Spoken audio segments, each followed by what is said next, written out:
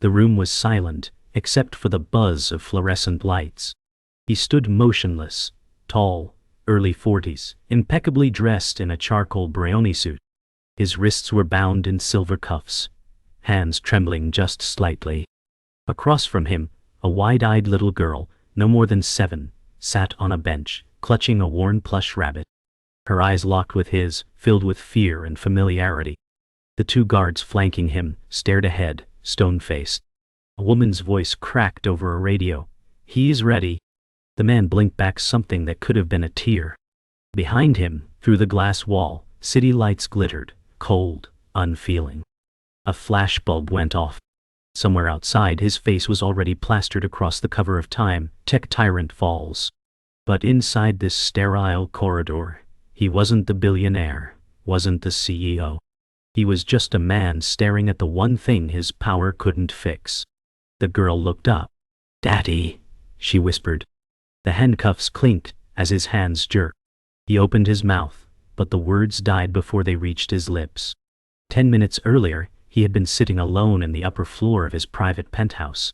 The rain outside blurred the world into watercolor streaks. On the table, a crystal tumbler of untouched whiskey, a tablet glowing with a paused video frame, the wedding announcement. Her face, smiling, radiant, locked in time. His hands trembled as he reached for the glass but stopped. "You did this," he whispered, voice heavy with betrayal. A photo on the wall behind him showed 2 young men, one of them him, arms around each other in graduation robes. Friends, brothers, almost. Now enemies. He stood abruptly, knocking the whiskey to the floor. Glass shattered. Liquid crawled across the white marble floor like spilled guilt. He didn't flinch. He stared out at the skyline one last time, lips pressed tight. "Let's crash a wedding," he muttered. It wasn't just revenge. It was personal. The black town car pulled up outside the cathedral. Lights from inside cast long golden beams through stained glass windows. The man stepped out into the rain. No umbrella, no hesitation. His polished shoes splashed into a shallow puddle. Paparazzi buzzed at the gates, not recognizing him. Yet. Inside, music drifted outward, violins and joy. But his face remained stone. His driver looked nervous. "Are you sure, sir?" He didn't answer. Just straightened his cufflinks and walked forward. At the entrance, a woman's laughter rang out, familiar, haunting. He paused, breath catching. She was here. She was real. And she was marrying him. The betrayal twisted inside like a knife. The doors loomed in front of him. One push and everything would shatter. He moved through the pews like a ghost.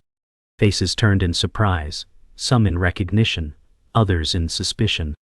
He ignored them all. At the altar, the groom laughed, radiant in his champagne tuxedo. And beside him, she stood. The bride. Ivory silk hugged her figure, veil fluttering as if sensing danger. Her smile faltered when their eyes met. Time slowed. Her lips parted slightly. A whisper, "No." He didn't blink, didn't flinch. Just stepped into the aisle like a bomb ticking. The priest looked uncertain. The guests held their breath. Somewhere a child cried. The groom turned, confusion spreading into fury. The man spoke. "Sorry to interrupt." His voice was calm, controlled. But behind it boiled years of pain. Gasps echoed through the sanctuary. The bride took a step back, her hand rising to her chest. The groom stepped forward protectively. "You shouldn't be here," he hissed.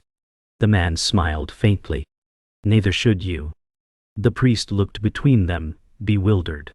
"What is happening?" Silence. Then the man pulled something from his inner coat pocket, a folded letter. "You said I was dead," he told the groom. "But you forgot to check the pulse." He looked at the bride, voice softening. "And you promised you'd wait." Her knees buckled slightly, caught by a bridesmaid. She was trembling.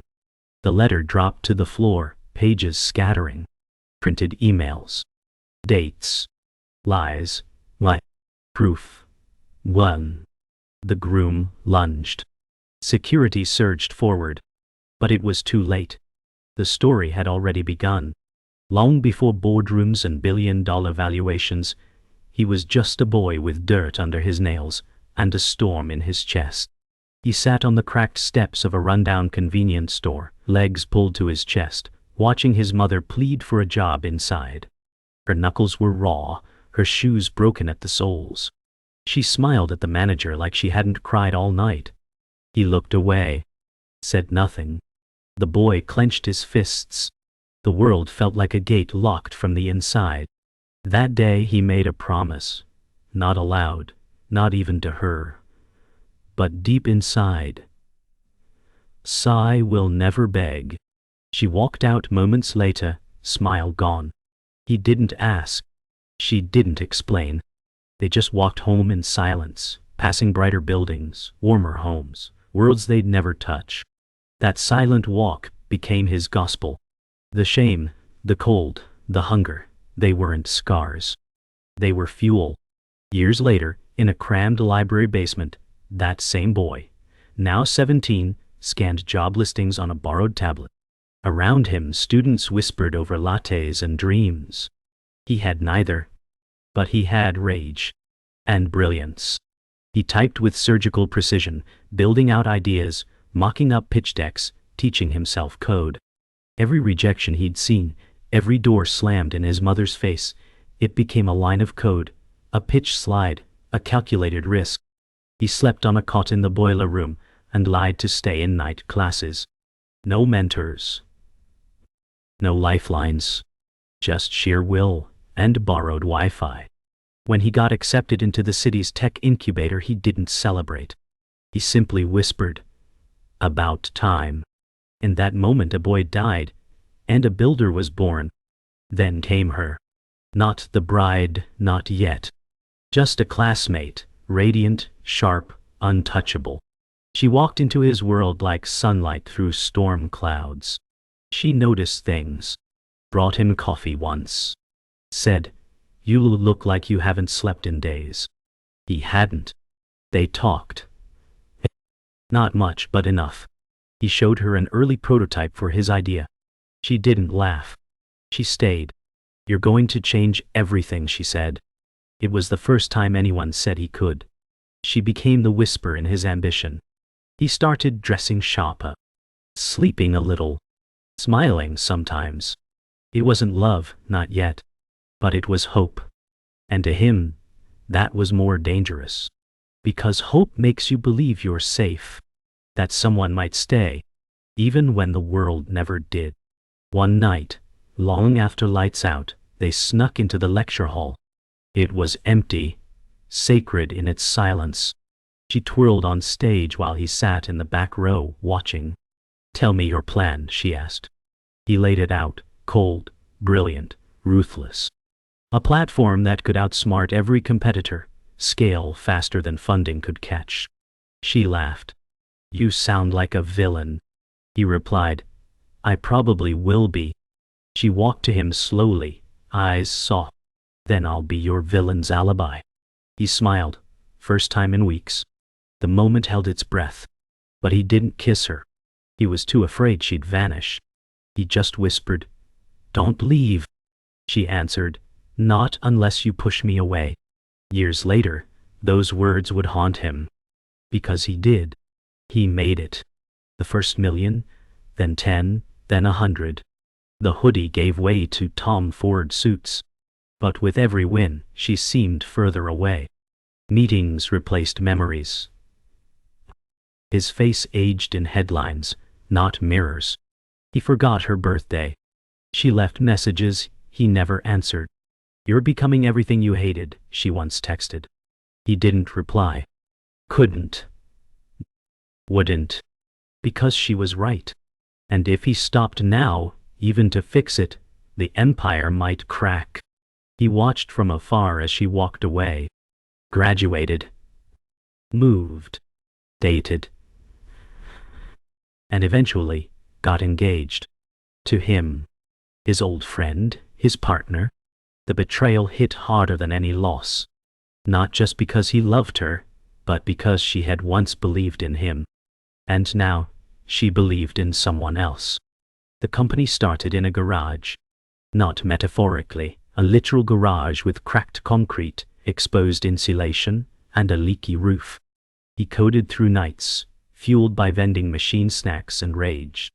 Investors laughed. Friends disappeared. He didn't care. He was building something that didn't need anyone's permission. By year 2, they had their first breakthrough, a patent on predictive architecture that disrupted the market. Journalists called it genius. He called it Phase 1. His partner, the man who would later betray him, celebrated beside him. Back then they were a unit, two sides of a coin, one ruthless, one charming. He didn't see the cracks. Didn't want to. Not while the numbers kept climbing. The world applauded his rise.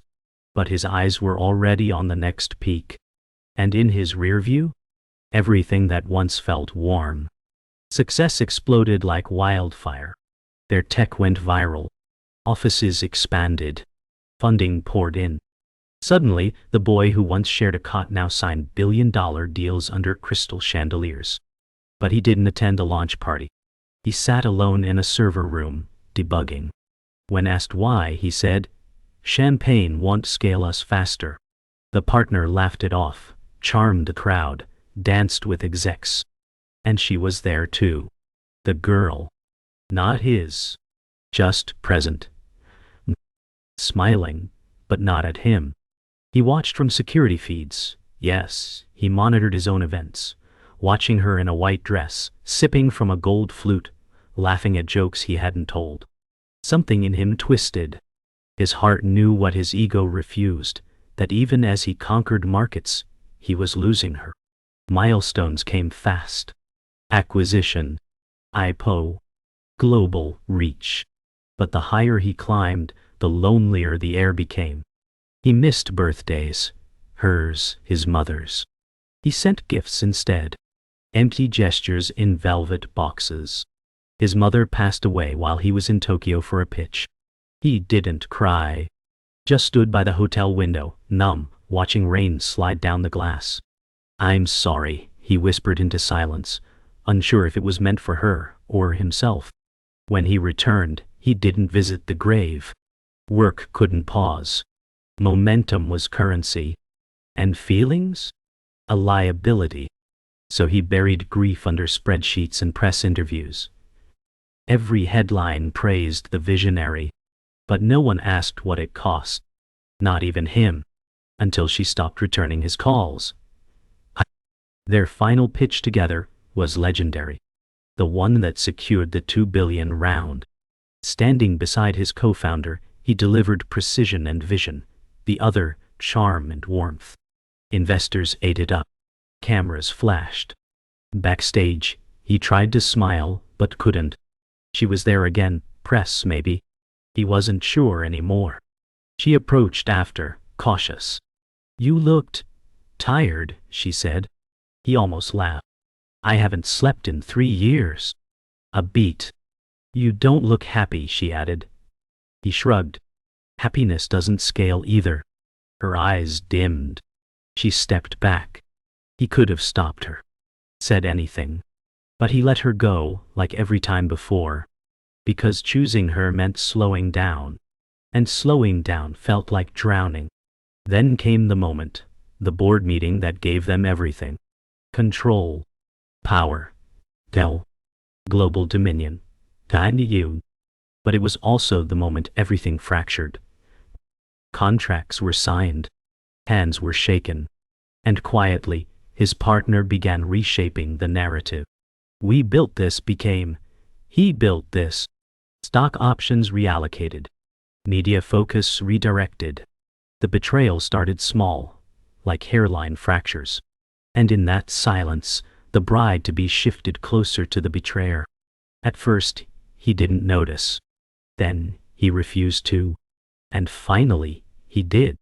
But by then, the engagement was public. Photos everywhere. Her smile was real. His world, curated for dominance, couldn't handle something that fragile. That honest. The empire had risen, but its foundation had already cracked. He should have known. The signs were there: shifted meetings, redacted emails, whispered calls ending the moment he entered the room. But ambition blinds. Trust numbs. It happened the night before the acquisition was finalized. A junior analyst flagged a discrepancy in equity allocations. "You should see this," she whispered. He barely glanced, until he saw the name. Hers. The bride. Allocated shares. Backdated. The hidden. Jal. His breath caught. It wasn't just betrayal. It was collusion. She wasn't a bystander. She was a beneficiary. The story he'd told himself, that she was caught in the middle, shattered. His hands trembled as he clicked through the files. The timeline was too clean, too precise. She hadn't just moved on. She'd moved against him. He whispered to no one. She chose him. But betrayal was layered. He dug deeper, obsessively. He broke into archived server logs, traced deleted messages, reconstructed timelines. What he found chilled him. The co-founder hadn't just stolen control. He had rewritten the origin. Early pitches, co-authored designs, ideas once brainstormed on napkins, they were all stripped of his name. The public believed a myth, that the charming face had always led, that the visionary had always worn a smile. His silence had cost him the narrative. And now it was too late. The wedding wasn't just personal. It was political. A public alliance between the woman he loved and the man who erased him. It wasn't just heartbreak. It was war. And he would attend. Not as a guest, but as a reckoning. He watched their engagement video in full for the first time. Not out of nostalgia, but for evidence. She looked happy. Too happy. But then came the moment. At the 1:38 mark, as the groom joked about building our forever, she glanced at the camera, just for a second. Her smile faltered. Her eyes dimmed. She looked trapped. Not in chains, but in choices. He replayed that frame over and over. Zoomed in. Studied her pupils, the micro-expressions. Was it guilt? Regret? Or simply the final echo of the girl he once knew? He leaned back in his chair, the weight of truth unbearable. She hadn't betrayed him fully. Not yet. Somewhere in that look was a question, and he had one last chance to answer it. He met with his lawyer at dawn. "This is career suicide," she warned, flipping through the files he'd compiled. "So let it burn," he answered. Every empire had a reckoning, and his would begin at the altar. "I don't want her back," he lied. "I want the truth known." The lawyer nodded, silently uploading the final dossier to a secured drive. It would auto-release if anything happened to him. He wasn't afraid of lawsuits. He was afraid of silence, of letting the story end on their terms. He stared at a photo of the three of them, once partners, once inseparable. He touched her face in the picture. "You chose him," he whispered again. "But you didn't know he chose himself." The morning of the wedding, he stood before a mirror, buttoning the suit he wore at his IPO. Same fabric, dyed. Different man. This time, he wasn't dressing to impress investors. He was dressing for war. His reflection stared back, not as a CEO, but as a man stripped bare. Betrayal had not broken him. It had refined him. He slipped the final document into the inner pocket, truth weaponized. He picked up the small velvet box she once gave him years ago. Inside, a watch engraved, "Time is ours." He snapped it shut. "No," he whispered. "Time's up." As he walked toward the door, he paused only once, to look at the skyline that no longer felt like victory. Then he stepped into the storm, toward the wedding that would decide everything.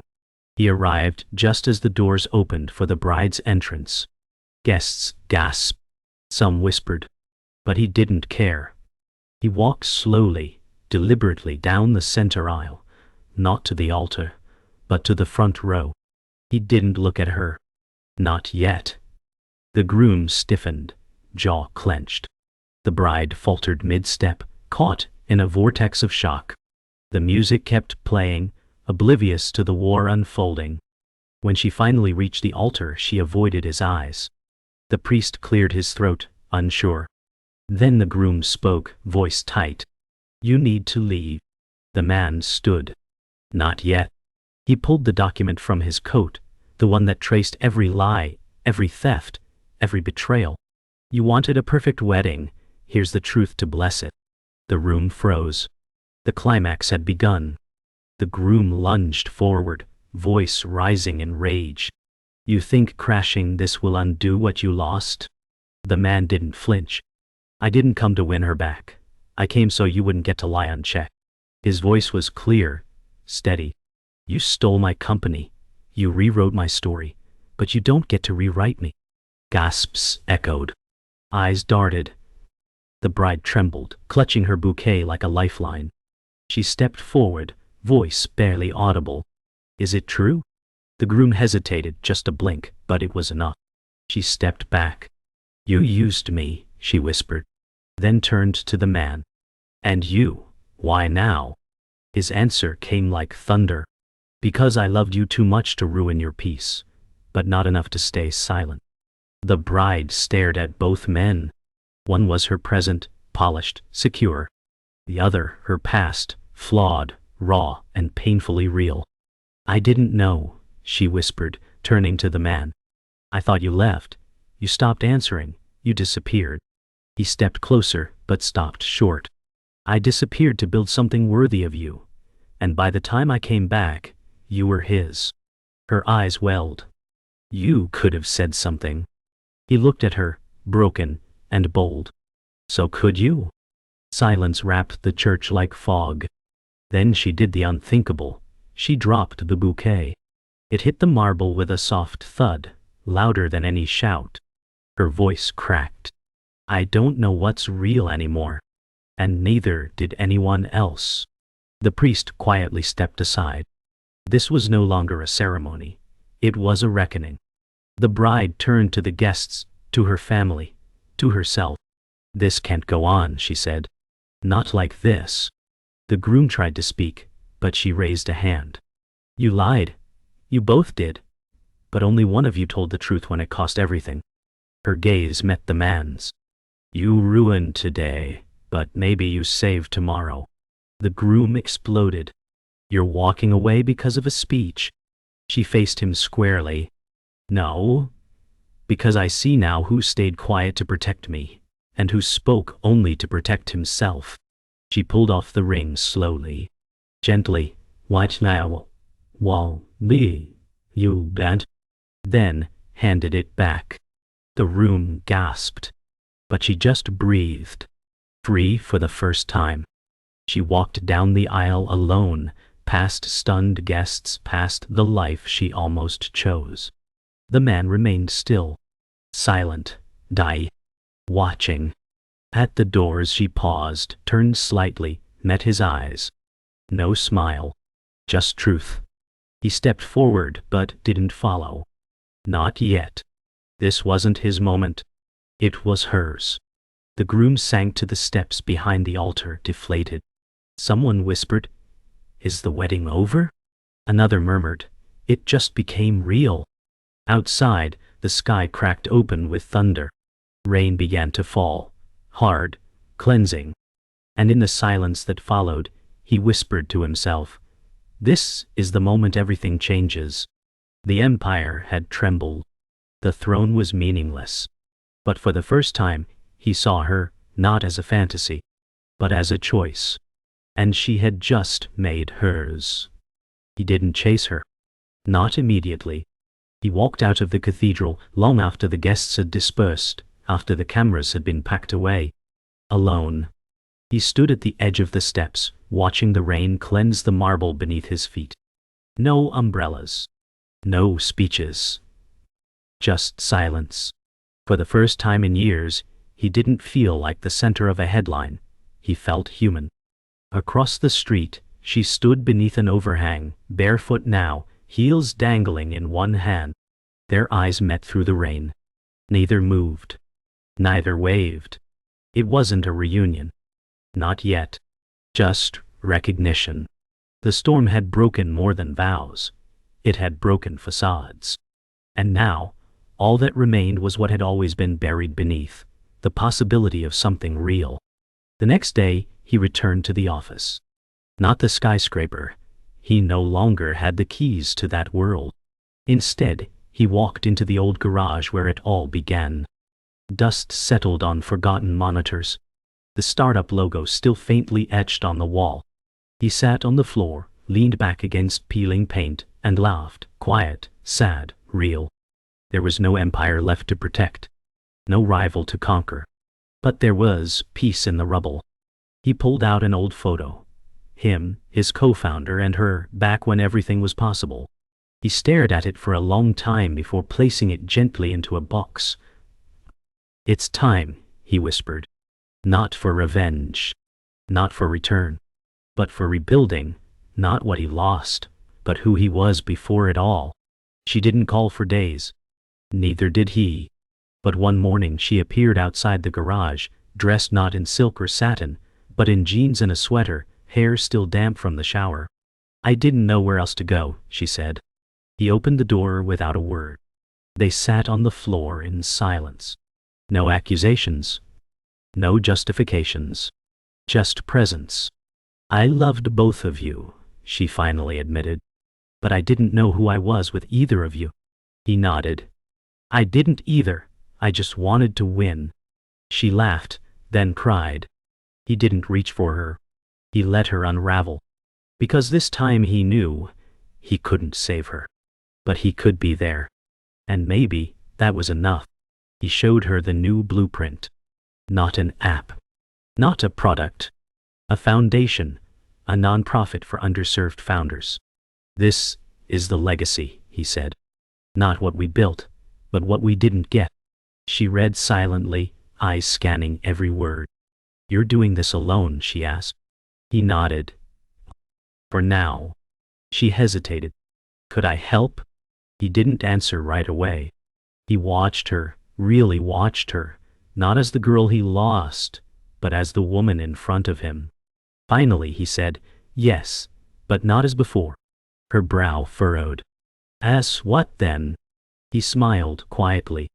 "As someone who finally knows what matters." And in that moment, they weren't rebuilding a company. They were unlearning everything that broke them. Weeks passed.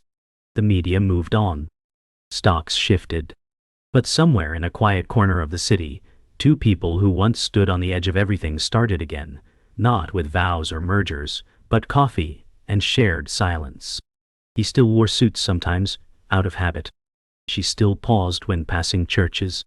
But they didn't look back. Not often. Because love wasn't a grand gesture. It wasn't revenge undone. It was the quiet choice to stay, every day, when leaving would be easier. He poured her coffee one morning and said, "You don't have to forgive me." She replied, "Maybe not. But I think I'm learning how to forgive myself." And in that moment, the empire they were building had no walls. Just trust. One morning, he walked through the city, not in a limousine, not in disguise. Just a man, unnoticed. He passed buildings he once owned, streets where his name was whispered in awe or fear. But now, no one looked twice. And strangely, that felt like freedom.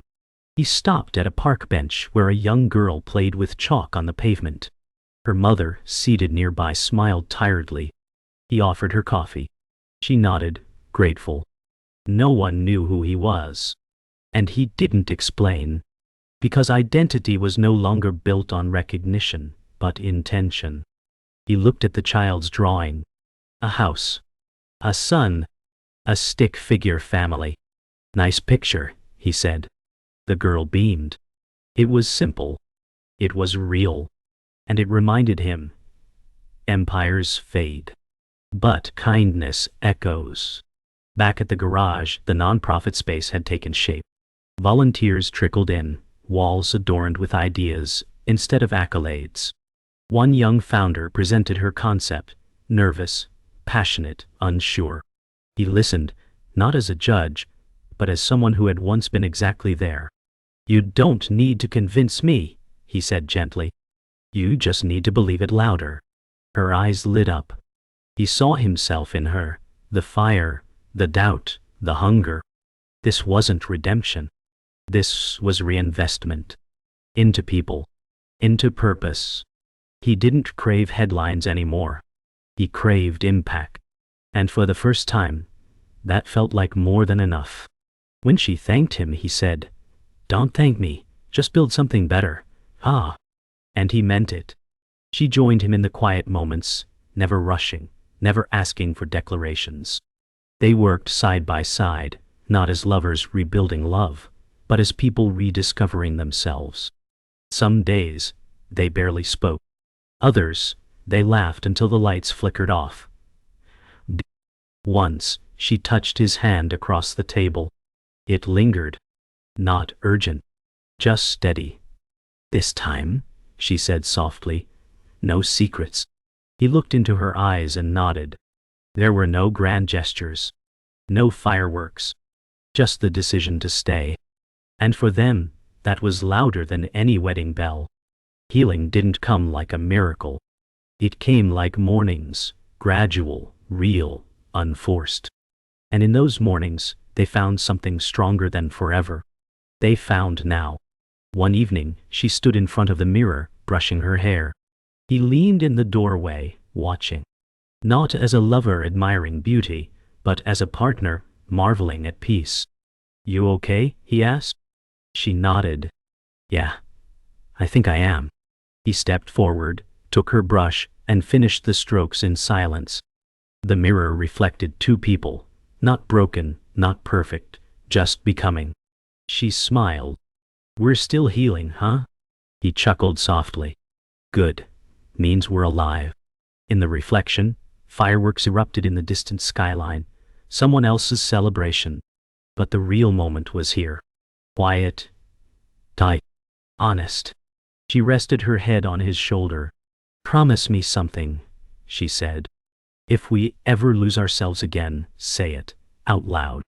He answered, "Always." Months later, he sat quietly at his desk, staring at a new version of their story. No press, no stage. Just a proposal. A real one. Not for marriage, not yet, but for a life. A handwritten letter. No pitch deck. No flourish. Just truth.